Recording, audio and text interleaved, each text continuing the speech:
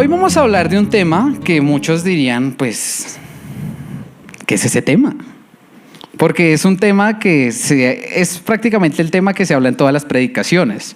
¿Cuál creen que es ese tema? El amor, salvación, y todo eso ¿a quién nos hace mirar? A Cristo. Hoy vamos a hablar de Jesús. Imagínense, de Jesús, pero si ya sabemos todo de Jesús, ¿no? Estos dos que nos van a venir a decir. Pues créanme que Jesús, lo que tenemos que aprender de Jesús. Hoy venimos a hablar de el personaje principal de nuestra fe. Nosotros como cristianos, obviamente, pues nosotros de pronto entendemos que no es que Dios o el Espíritu Santo sean menos, no, todo es el mismo porque todo es un mismo Dios. Pero hoy vamos a hablar de Jesucristo. Jesucristo podríamos decir que es el personaje principal de la Biblia. Nuestra fe y la palabra gira en torno a Jesucristo. Pero ¿usted alguna vez se ha puesto a pensar o se ha hecho la pregunta, ¿y quién es Jesús? Y yo le aseguro que si tuviéramos el tiempo y me pusiera a preguntarle a cada uno de ustedes, me dirían muchas cosas diferentes y muchas cosas ciertas. Porque Jesús es muchas cosas. Muchas cosas. Jesús es Dios, Jesús es el Verbo, hay muchas cosas que hablar de Jesús. Pero hoy vamos a hablar de Jesús y de la importancia de conocer realmente a Jesús. La importancia de ser transformados por Jesús y la importancia de tener una relación íntima y personal con Él. Amén. Si yo les digo, nunca los conocí, seguramente ustedes pensarán en un pasaje específico de la Biblia donde Jesús le está hablando a un grupo particular de personas. Yo sé que todos tienen la respuesta, pero les da pena decirlo en voz alta. Y este pasaje de la Biblia está al final del Sermón del Monte, cuando Jesús está hablando a una población que ahorita vamos a mencionar respecto a esa relación entre ellos y Jesús. Entonces hoy queremos hablar, y por eso el título de la predicación es Nunca los conocí, de esa relación entre nosotros y Jesús, de nuestro lado hacia Él y de su lado hacia nosotros. Porque tal vez nos concentramos mucho en si conozco a Jesús o conozco algo sobre Jesús o cuánto lo conozco a Él, pero no nos preguntamos si Jesús nos conoce a nosotros.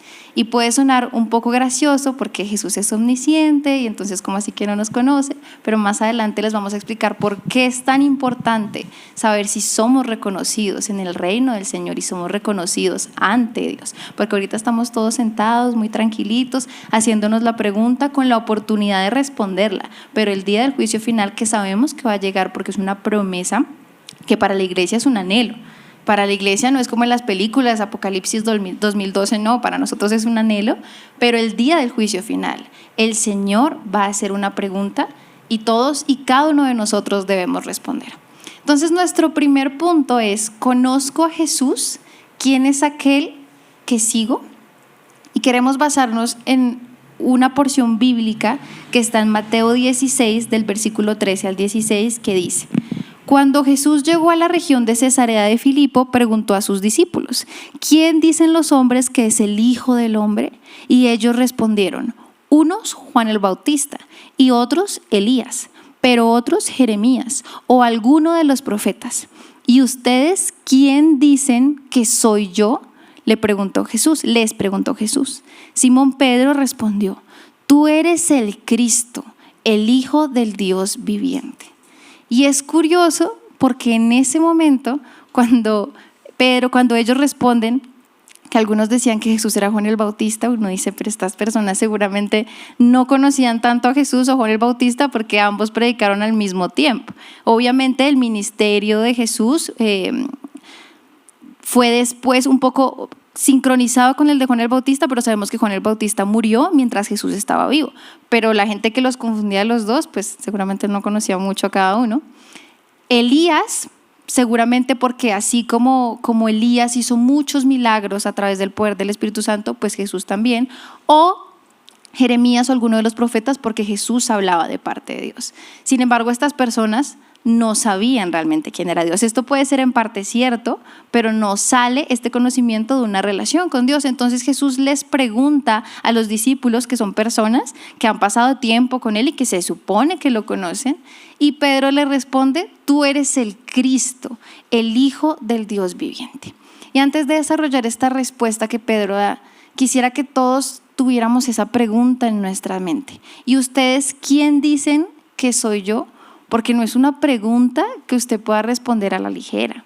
Y no es una pregunta que usted pueda responder con palabrería.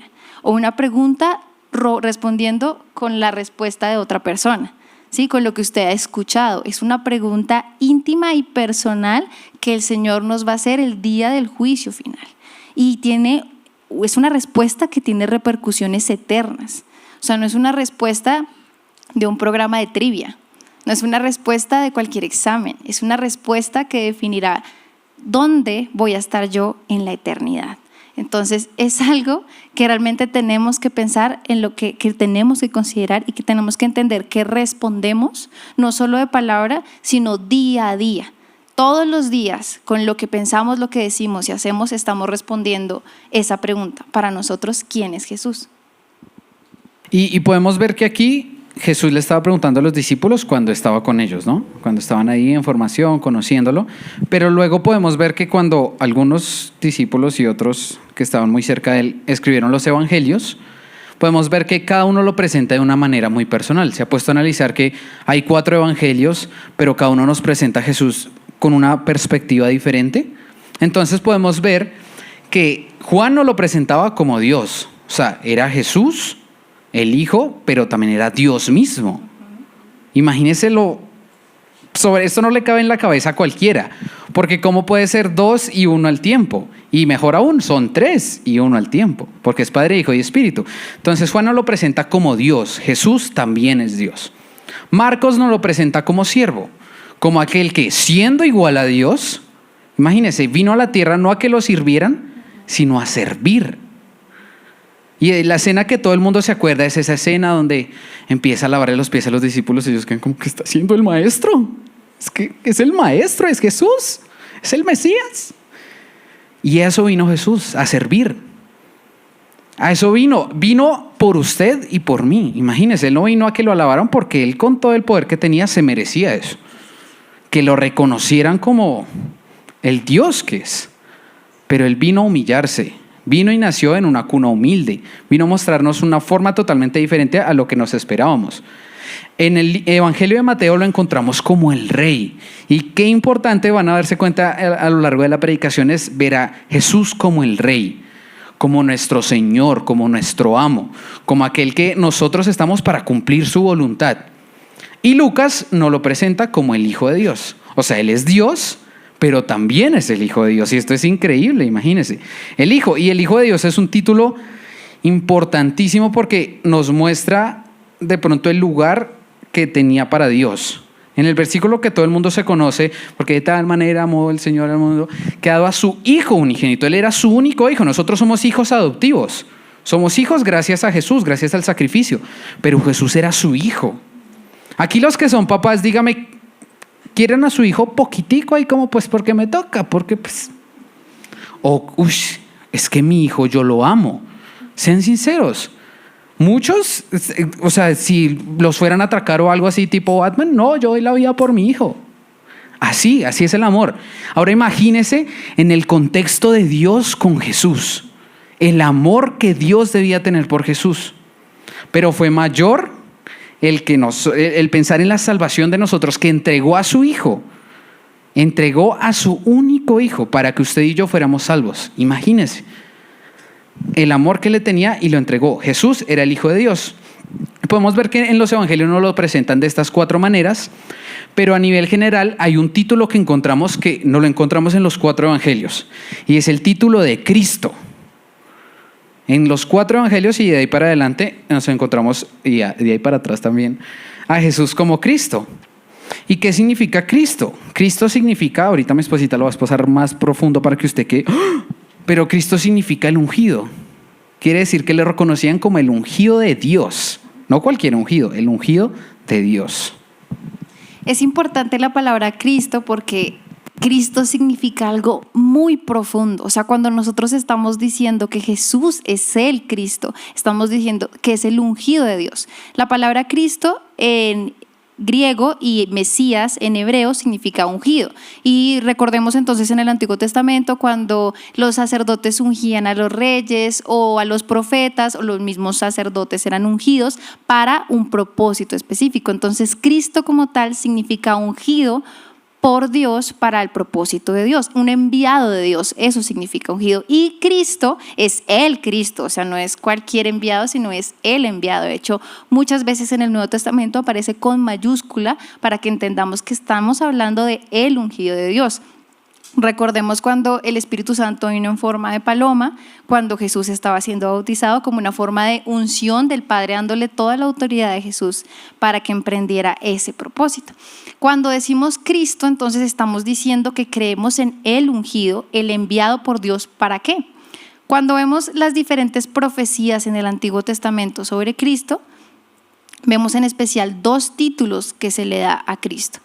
En 1 Timoteo 1:15 dice: la siguiente declaración es digna de confianza y todos deberían aceptarla. Cristo Jesús vino al mundo para salvar a los pecadores, de los cuales yo soy el peor de todos, dice Pablo. Entonces acá Pablo nos está hablando de un salvador, de un ungido para salvar. Y en Isaías también menciona cómo Jesús vino, o el Mesías viene a romper el yugo de la esclavitud. Lo que pasaba era que cuando llegó Jesús, los judíos pensaban que ese yugo de la esclavitud hacía referencia a un yugo físico. Ellos pensaban que Jesús iba a liberarlos de la opresión de la esclavitud a Roma. Es decir, que Jesús iba a venir y que con su ejército iba a sacar a los romanos de Jerusalén y ya los judíos puedan tener su propio gobierno. Pero realmente con las palabras de Jesús y su sacrificio entendemos que esa liberación o esa profecía habla de un Salvador. Entonces Cristo significa el ungido para salvar. Pero también hay otra profecía en Zacarías 14:9 que dice: el Señor será rey sobre toda la tierra. En aquel día habrá un solo Señor y únicamente su nombre será adorado. Lo cual quiere decir que Jesús era el rey. Entonces era el ungido para salvar, pero también el ungido para reinar. El ungido para salvar y reinar. O sea que cuando usted está diciendo que Jesús es Cristo, está diciendo que el Señor es su Salvador y su rey, que fue la respuesta de Pedro: tú eres el Cristo, el Hijo del Dios viviente, porque Pedro lo estaba reconociendo como ese Salvador y ese Rey prometido. Entonces, en este primer punto hablamos de que conocemos a Dios, pero es importante hacer la aclaración que este conocer de Dios se puede quedar en algo intelectual. Hay mucha gente que no ha recibido ni siquiera a Cristo en su corazón, que ha leído la Biblia por conocimiento, por leerla, por saber, por decir, uy, no, esto como que no, esto, ¿qué es esto?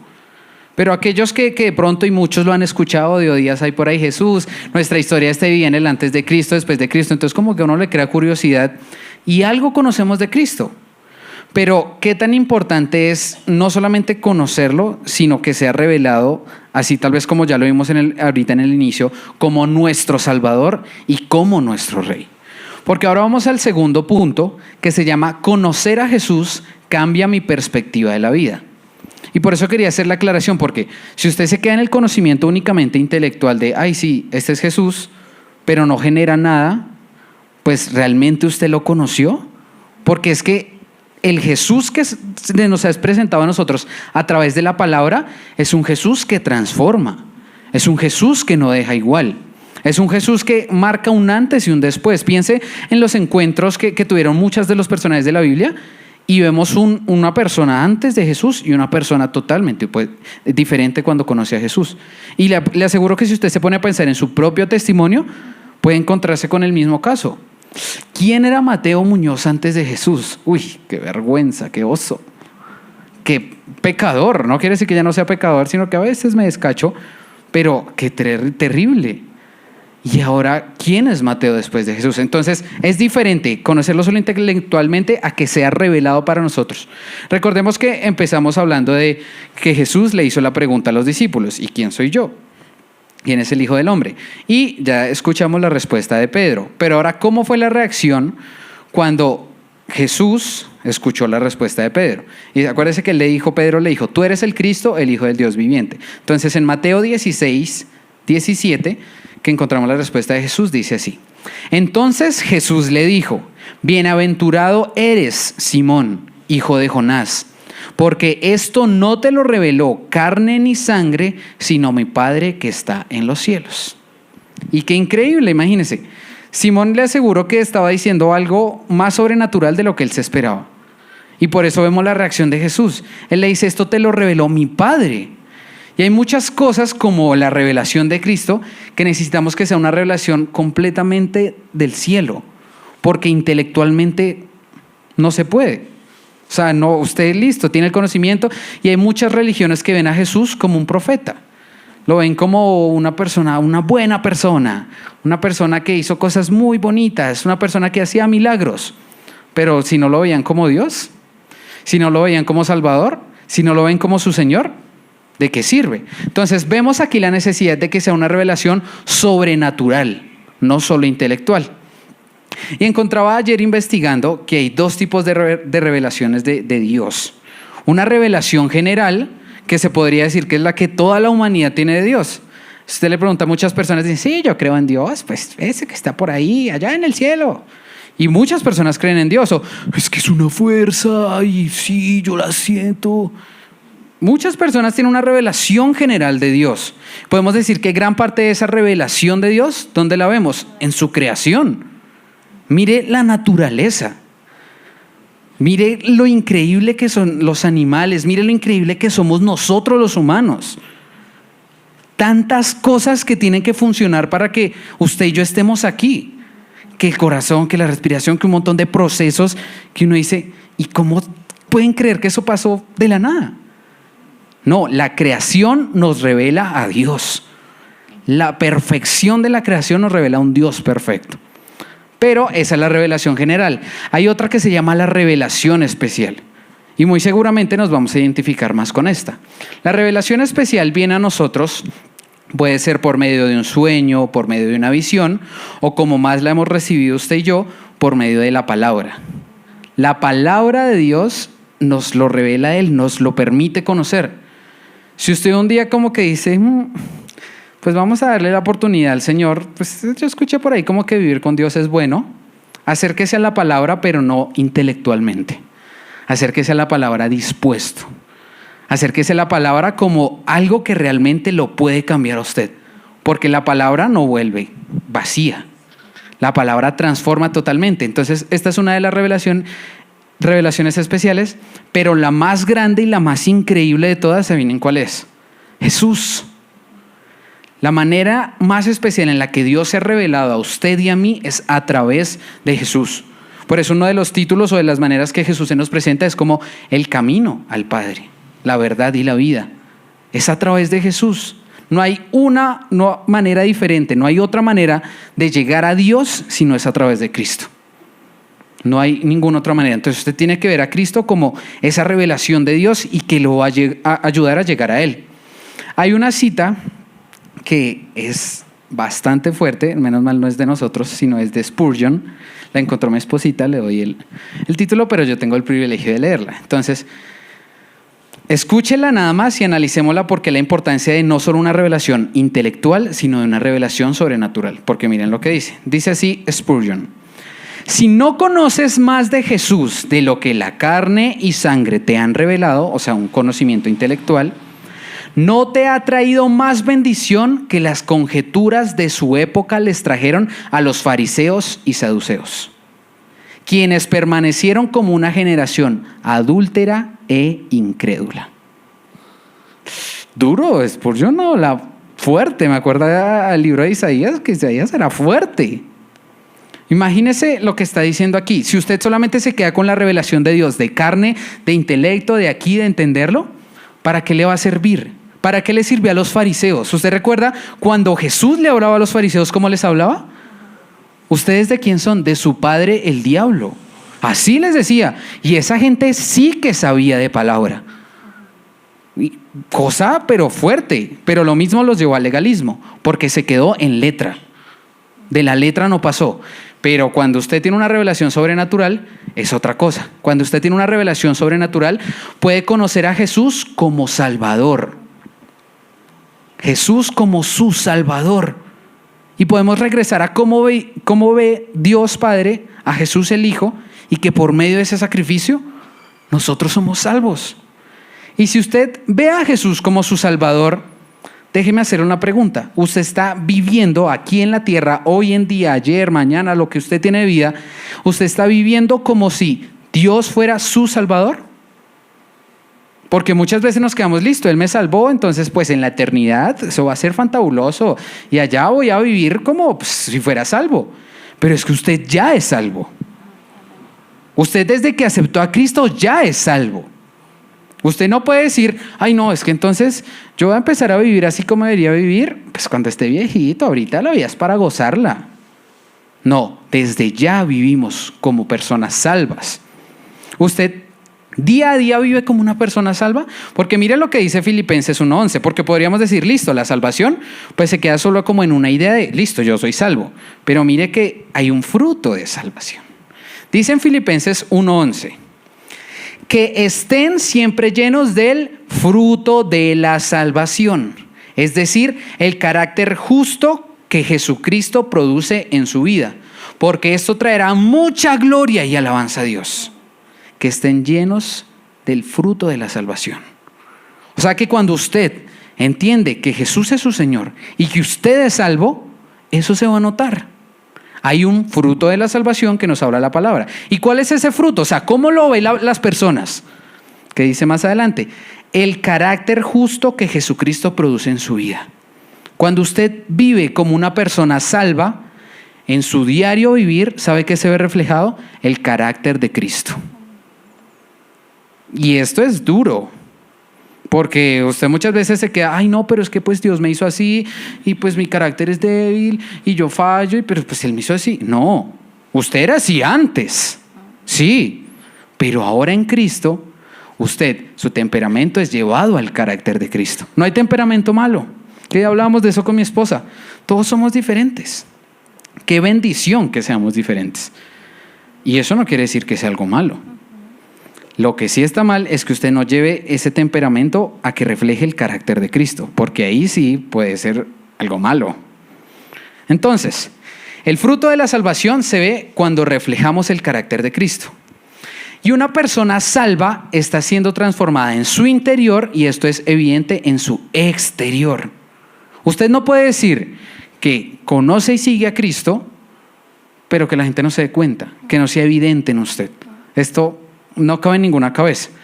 Entonces, una aclaración que hice en el primer servicio, no crea que o que nosotros nos subimos aquí con el ánimo de juzgarlos, porque nosotros sabemos más que nadie lo pecadores que es Mateo Muñoz y lo pecadora que es Laura Flores. Así que nosotros no nos subimos aquí a decirle, pecador, conviértase. No, más bien, y cuando acabemos la predica, ojalá sea la revelación del Señor, porque esto es una alerta para usted y para mí, para que nos tomemos a Cristo en serio. Porque más adelante lo vamos a ver, no sirve de nada ser un cristiano nominal, un cristiano que de domingos, un cristiano que viene a la iglesia y ya. No, Cristo se tiene que ver reflejado en su vida. El cambio que Cristo está haciendo en su interior es evidente en su exterior, en su forma de tratar a las personas, en su forma de hablar, en su forma de muchas cosas. Eso es evidente. Y hay un texto que muchas veces fue mal interpretado o que la gente se apegó de eso para justificarse, y es el texto de Santiago 2:14 al 26, que es el texto de la fe sin obras es muerta. ¿De qué nos habla este texto? De que usted sí o sí, si cree en Jesús, va a dar obras, usted va a dar frutos. Es inevitable, porque así es. Pero la gente se cogió de este texto para intentar ser salva por obras.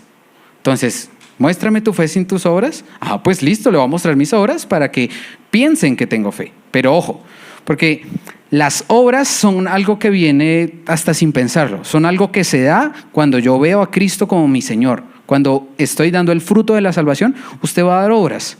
Usted, el Señor, lo va a mover a hacer cosas que usted hasta después se puede poner a pensar, ¿y yo por qué hice eso? ¿De verdad que es el trabajo que el Señor está haciendo en mí? ¿Por qué Mateo haciendo eso? Entonces, aquí podemos ver lo que es conocer realmente a Jesús. Quisiéramos que tal vez en este momento se pongan a pensar en qué respuesta darían sobre quién es Jesús para ustedes. Y de pronto, conforme a esas palabras que inundan su mente cuando piensan en Jesús, piensen en si esas palabras y esa identidad que ustedes le dan a Jesús es consecuente con lo que vivimos, con lo que nosotros vivimos, porque como dice Mateo, esta palabra también primero es para nosotros.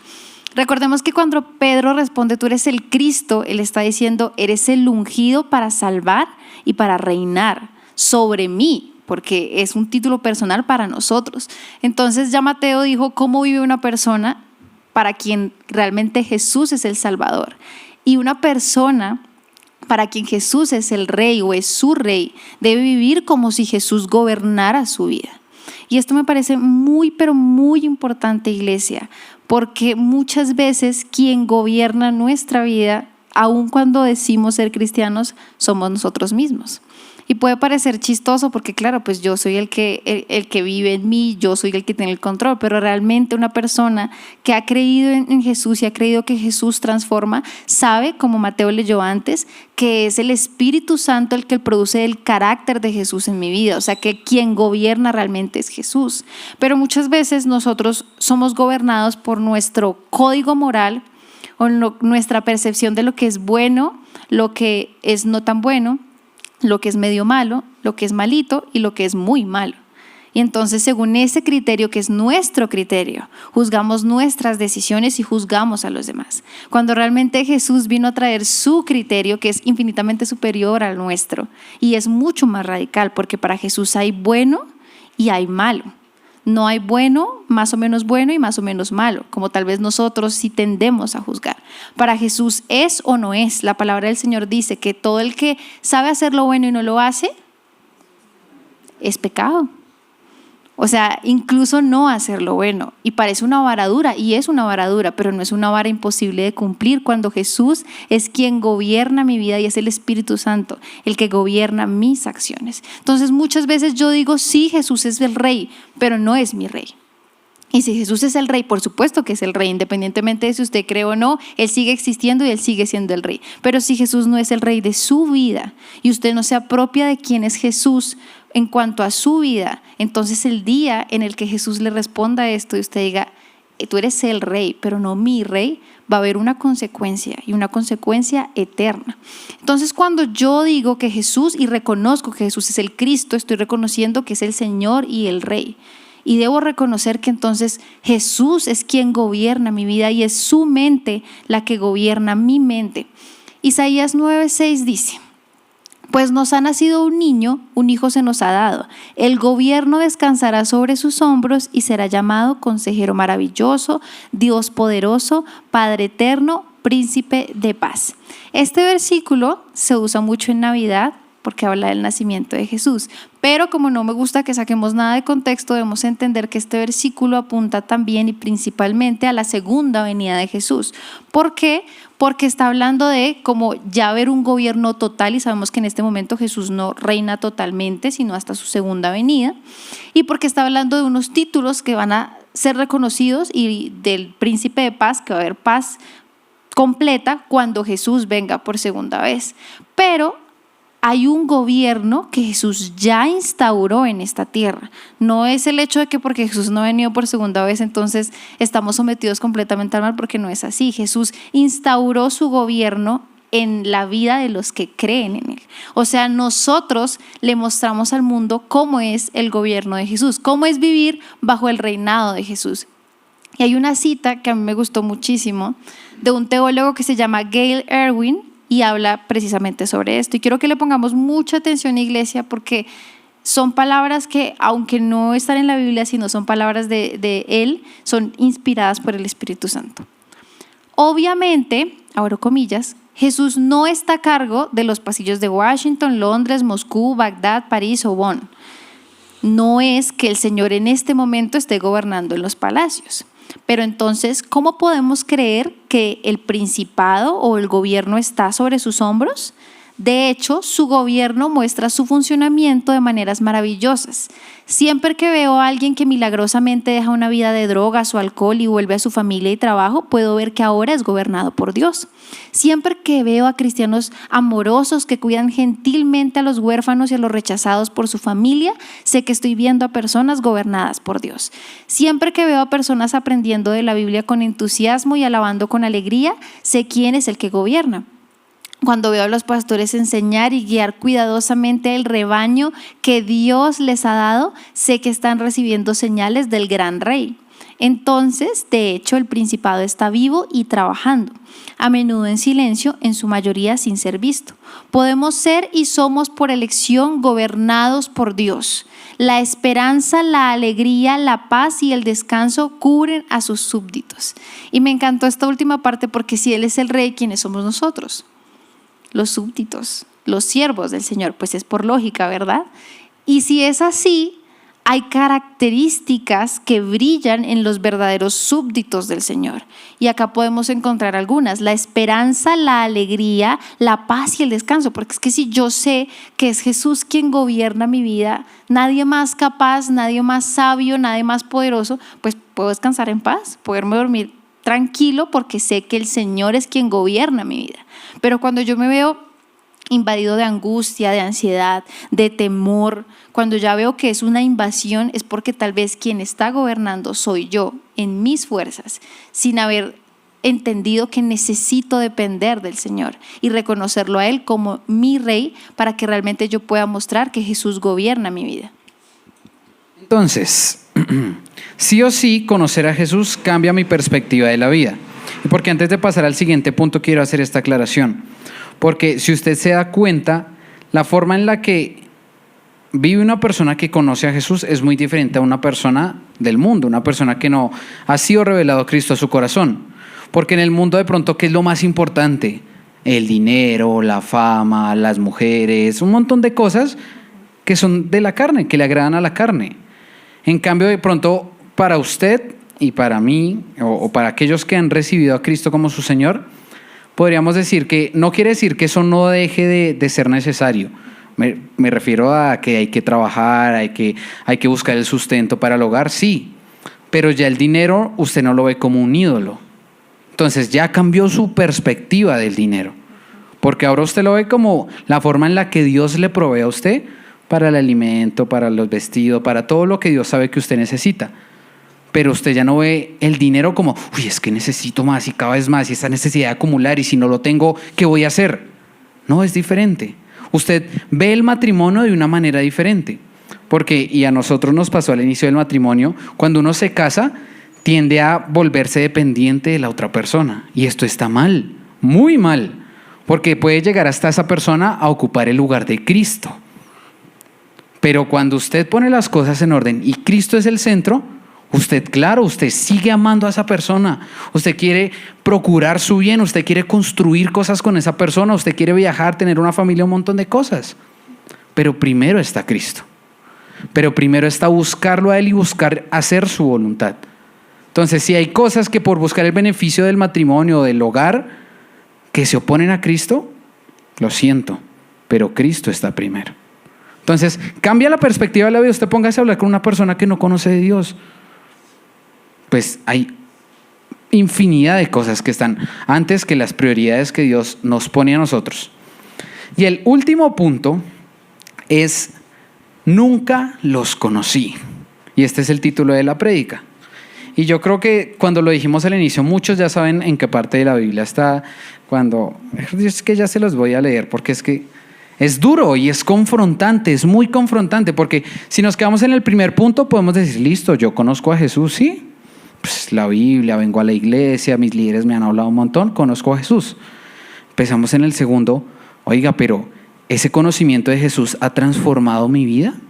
¿Se ve en mi vida? Y ahora el último punto es muy importante y es el centro de la prédica porque dice, nunca los conocí.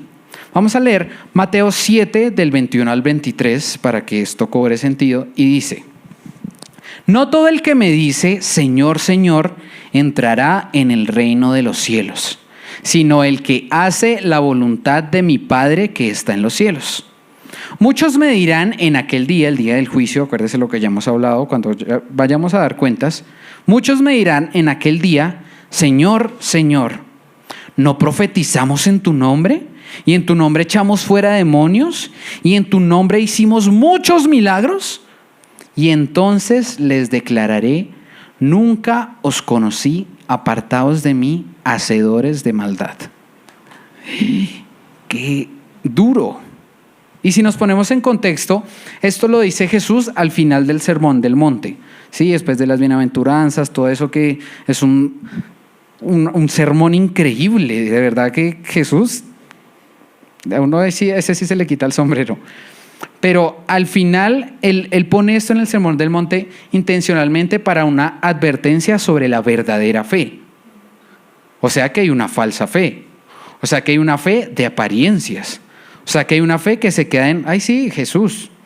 Pero si en su vida no se ve, ¿es una fe verdadera? Y ojo, porque podemos leer en el texto que ¿qué va a pasar con esa que no es una fe verdadera? Así que volvamos al Sermón del Monte.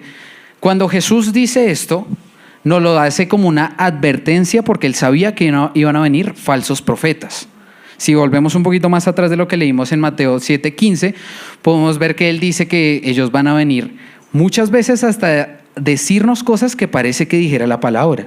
Y es increíble cómo los falsos profetas utilizan la palabra para engatusarnos, para hacernos creer una cosa que no es. Pero después de eso, lo peor es que nosotros, si no conocemos lo que es la verdad, lo que es Cristo, pues ¿sabe qué? Como ovejas al matadero. No vamos a saber reconocer. Y esto es duro porque nos llama a una alerta. Nos llama a decir, ojo, porque no todos los profetas vienen de mi parte. Hace poquito creo que hablaba, el pastor me contaba de un profeta, creo que aquí en Colombia, que se decía ser profeta de Dios y lo utilizaba para hacer unas cosas que oso, no me atrevo ni siquiera a decirle. En serio, cosas horribles, supuestamente poniéndose el título de profeta, un falso profeta. Imagínense, usted y yo tenemos que estar muy alerta, porque el enemigo que busca hacernos caer. Un día alguien puede venir a usted a venderle un falso evangelio, o de pronto ni siquiera un falso evangelio, sino un evangelio ligero. Un evangelio donde le digan, sí, vaya a la iglesia, sí, de sus diezmos y de un poquito más para que sea salvo. O no, sí, con que vaya, o con que ore una vez al mes, es bien. Con que haga el devocional unas 2 veces, eso cada 6 meses es bien. ¿Sí? ¿Seguro? Ojo, usted y yo tenemos que estar alerta, porque vienen y nos dicen cosas así, ay, pues sí, no, así es más fácil, es que Jesús es un todo bien, yo creo que lo quería así facilito para que yo pudiera ser salvo. No, el fruto de la salvación se nota en usted, recuérdelo. Así que, ojo con los falsos profetas y con lo que no viene de parte de Dios. Es importante, iglesia, entender en este versículo, y se los decía al principio, que Jesús no está hablando de un conocimiento intelectual o meramente intelectual. Cuando Él dice, nunca los conocí, o sea, no es que nunca me aparecieron en el mapa, por supuesto que no, porque el Señor todo lo conoce de nosotros. Está hablando de un conocimiento relacional, y es el conocimiento que solo se puede adquirir mediante una relación profunda y cercana. Y por eso creo que también es importante que reevaluemos qué tan profunda y cercana es nuestra relación con Dios. Porque por supuesto que Él sabe quiénes somos, pero realmente nos conoce y nos reconoce como suyos, como personas que le pertenecen a Él porque actúan como suyos. Es importante, por eso, y quiero usar un ejemplo, compararlo con una persona que yo conozco y admiro, y conozco me refiero a sé quién es, y puedo conocer datos, biografía de él. Por ejemplo, hay un actor que admiro muchísimo y puedo meterme a la bibliografía y conocer datos de él, y lo admiro sobre todo porque es cristiano y se nota que es cristiano.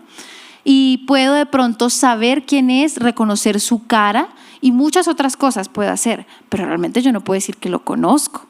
De pronto yo digo, sí, yo lo conozco porque sé quién es, pero conocerlo, incluso aún si nos hemos saludado una vez, que no ha pasado y probablemente no va a pasar, si nos hemos saludado, no puedo decir que lo conozco, como por ejemplo conozco a mi esposo. A mi esposo yo lo conozco, y eso, que no lo he logrado conocer totalmente y nunca lo haré porque solo el Señor lo hará, y a veces salen con unas cosas que uno dice, no, mentira.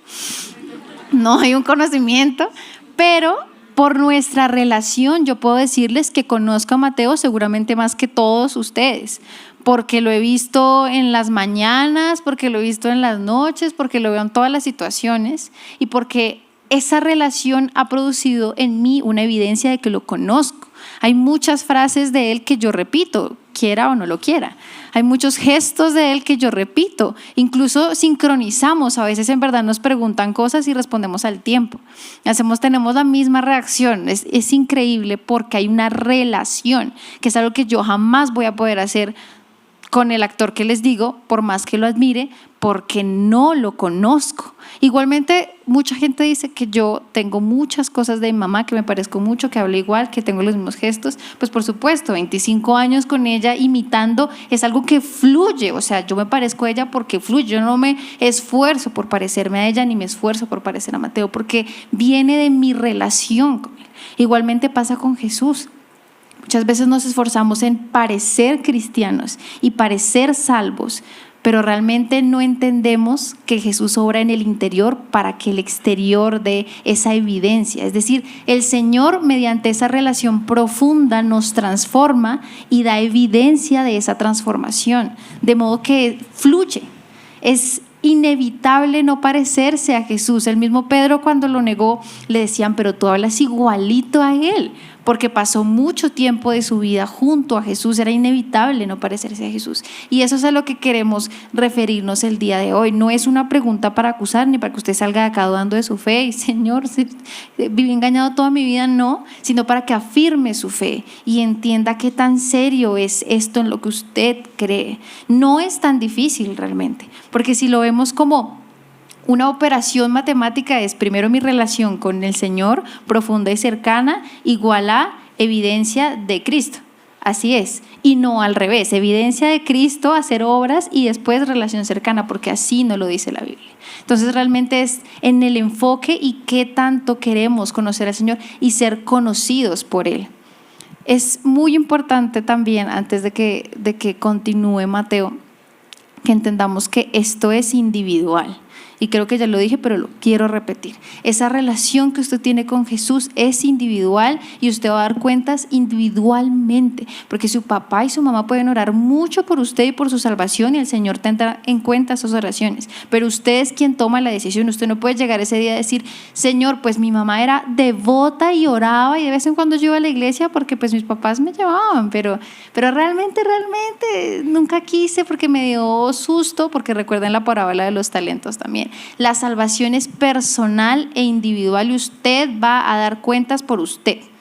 Ya sus papás hicieron el trabajo y oraron y le enseñaron, pero usted es quien toma la decisión.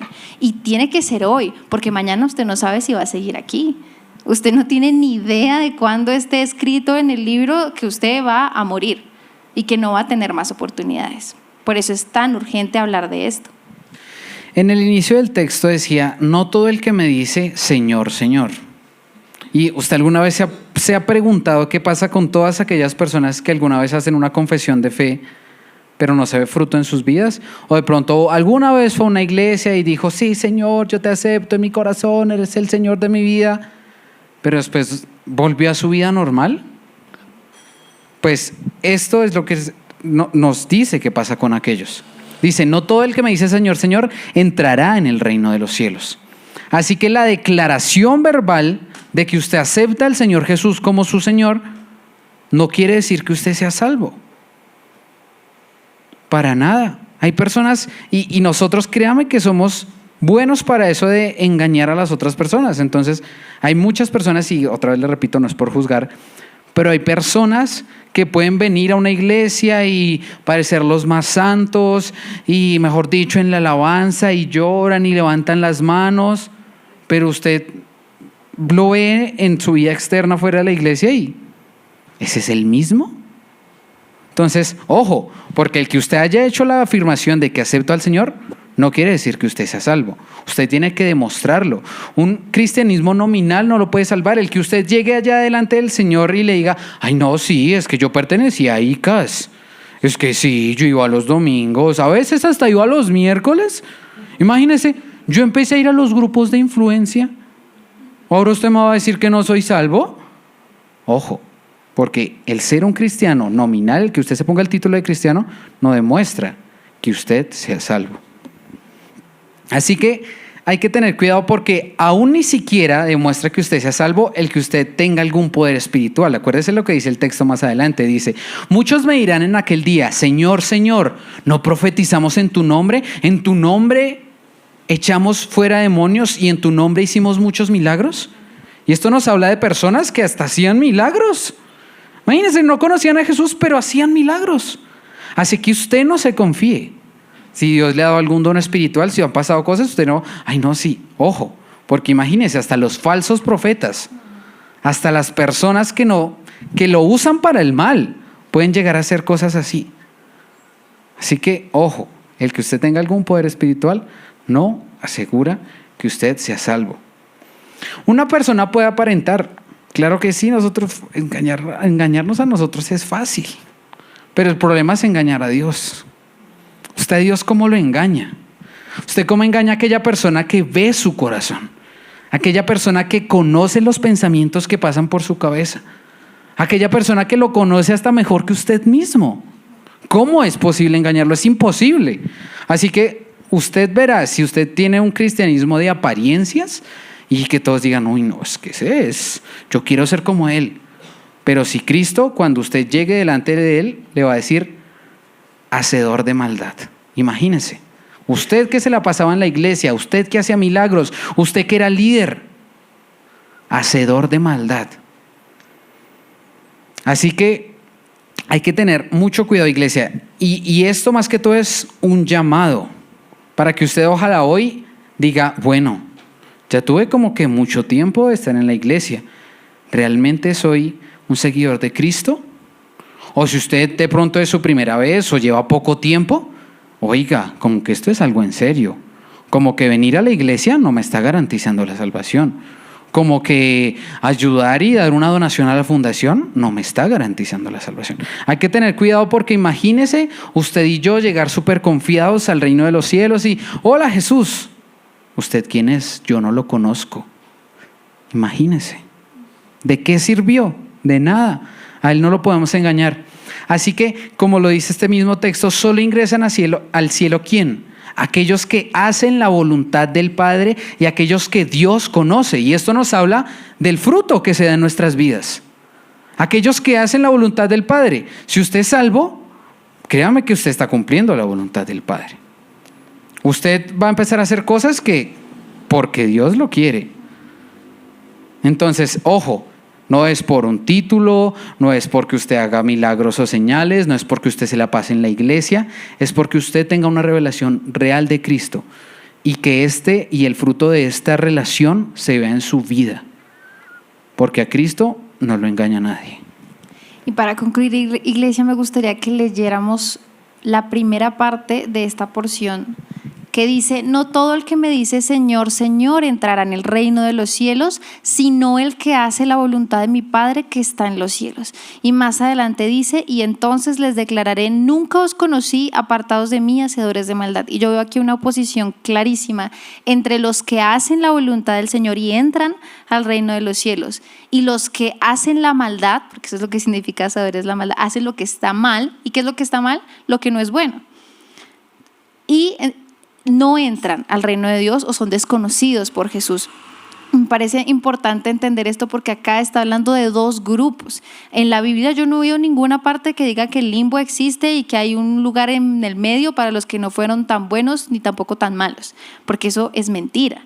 O hicimos la voluntad del Padre y entraremos al reino de los cielos, o somos hacedores de maldad y el Señor nos va a desconocer. Y hacedor de maldad es, vuelvo y le repito lo que dijimos, es hacer todo lo que no está bien.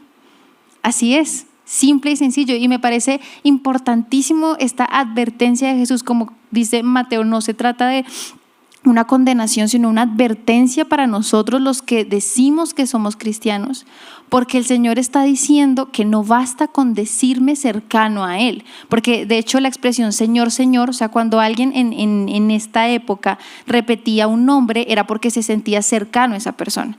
Si decían Señor, Señor, si yo Mateo, Mateo era una forma de decir me siento cercana a ti, por eso repito tu nombre, como hacer una diferencia entre alguien que no es cercano. Yo puedo, y estas personas podían intentar acercarse a Jesús como si fueran cercanos, pero el Señor los desconoció. Y es importante que entendamos entonces que o hacemos la voluntad del Padre o hacemos lo que está mal.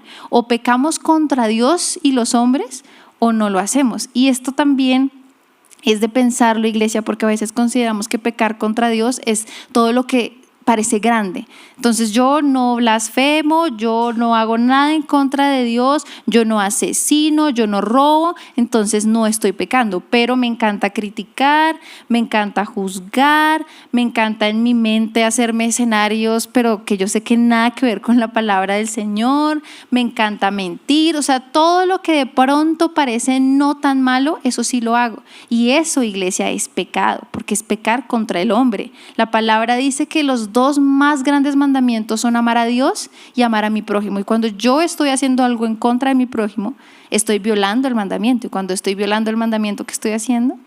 Haciendo el mal. Y si estoy haciendo el mal, ¿qué dice Jesús? ¿Qué va a decir de mí? Entonces es importante que entendamos que no se trata de que nunca vamos a pecar, porque no es así. Todavía estamos luchando con esa naturaleza de pecado, pero no podemos vivir en el pecado. O sea, tiene que haber un antes y un después. Yo no puedo decir que conozco a Jesús y ser reconocido por Él y que no se note que lo conozco, que no se note aún sin palabras que yo conozco a Jesús. Eso es imposible. Yo no puedo conocer a Jesús y no dar fruto de eso. Por eso es tan importante que entendamos que lo más fundamental es que Jesús nos reconozca como cristianos y no los hombres. Que todo lo que hagamos, lo que pensemos, lo que hablemos, sea para que el Señor nos reconozca y no los hombres, porque la recompensa del mundo es efímera y es algo que no perdura, pero la del Señor es eterna. Por eso, y una vez lo escuché de un predicador de una forma muy dura, y él mencionaba el pasaje en el que unas personas, no recuerdo quiénes, estaban intentando echar fuera demonios de un joven y el demonio le respondió: yo conozco a Jesús, porque decían en el nombre de Jesús, en el nombre de Pablo. Conozco a Pablo y a Pedro, pero a ti no te conozco y no tengo ni idea de quién eres tú. Y es increíble porque incluso en el plano espiritual eran totalmente desconocidos. Tal vez los hombres pueden reconocernos, pero si en el plano espiritual somos nadie, ¿de qué nos está sirviendo? Si ante Jesús somos nadie, ¿de qué nos está sirviendo decir que creemos en Él? Y no es por Él, es por nosotros, porque es una decisión que tomamos, ser cercanos o no ser cercanos a Dios. Y aquí es importante entender que aquellas personas que Jesús les responde o que les va a responder, nunca os conocí, es porque realmente nunca tuvieron nada que ver con Él. Les voy a nombrar una lista de casos, ojalá no nos identifiquemos con ninguno, pero si es así, lo que les decía, estamos a tiempo. A menos de que, lo decía en el primer servicio, apenas sacamos esta prédica y digamos amén, venga el Señor y ya lo que pasó, pasó, hay tiempo. Usted puede cambiar desde ya. Y ojo, no lo deje para quién sabe cuándo, porque no sabemos hasta cuándo se hace quién sabe cuándo. Así que aquellas personas a las que Jesús le respondió, nunca os conocí, podríamos decir que nunca tuvieron nada en común con Él. Él nunca los aprobó. Podríamos decir que nunca fueron sus allegados, nunca fueron cercanos. Podríamos decir que Cristo no habitaba en sus corazones. Podríamos decir que ellos no tenían la mente de Cristo.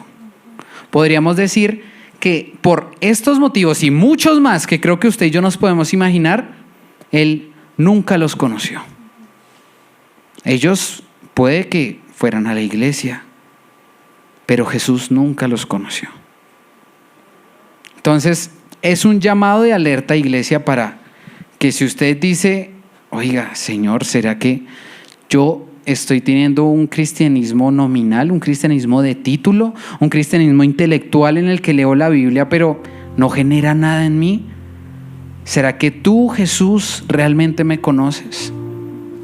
¿Será que cuando llegue el momento de dar las cuentas frente a ti, tú me vas a recibir como, hola Mateo, claro que te conozco, bienvenido, muchas veces me sacaste sonrisas, me alegraste el corazón? ¿Realmente fuiste un instrumento mío en la tierra? ¿O apenas lo veo a decir como, uy, otro hacedor de maldad? Usted no lo conozco. ¿Quién es usted? Y usted tratando de justificarse, pero es que yo serví, pero es que yo ayudé a mis papás, pero es que yo hice un montón de cosas buenas. ¿Para qué le sirve eso? Si Jesús no lo va a reconocer a usted, ¿para qué? Iglesia, y esto no es un regaño, no es nada de esas cosas que usted tal vez podría estar imaginándose. Se lo decimos porque para mi esposa y para mí, como parte de la Iglesia Universal de Cristo, nos preocupa el estado de algunas personas. Nos preocupa aquellas personas que vienen a la iglesia y tal vez son juiciosas, y uno puede decir son buenas personas, pero no se ve el fruto de Cristo en sus vidas. Pero no se ve que viven su vida como una persona salva. Pero no se ve que viven una vida como una persona a la que Cristo ha sido revelada. Y créame que nosotros no podemos hacer más que orar, que decir: Señor, ojalá esta persona te conozca. Señor, ojalá esta persona un día se rinda delante de ti. Y ojalá sea pronto, Señor. Ojalá que no llegue el momento de tu gloriosa venida y esa persona se encuentre frente a ti y tú no la reconozcas, porque sabemos lo que va a pasar ahí en adelante. Así que este es el llamado que les queremos hacer, iglesia. Y más que solamente para ustedes o para nosotros los que estamos aquí, esta debería ser una preocupación para nosotros como hijos de Dios. ¿Usted sabe por qué Dios es tan paciente? Porque la humanidad es terrible. La humanidad es pecadora, la humanidad busca su propio bien y se olvidó de Dios totalmente. ¿Usted sabe por qué Dios es tan paciente y no ha destruido a la humanidad? Porque Él es compasivo, porque Él es misericordioso, porque la paciencia que Dios tiene con usted y conmigo es increíble. Porque usted y yo, tal vez aún conociéndolo, pecamos, volvemos a nuestra inmundicia muchas veces. ¿Qué estamos haciendo? ¿Ese es el fruto de la salvación? ¿Ese es el fruto de una persona que realmente ha conocido a Cristo? Así es como vive una persona que ha conocido a Cristo. Iglesia, de nada nos sirve madrugar los domingos, venir un miércoles cansado al trabajo, si no conocemos a Cristo. De nada nos sirve.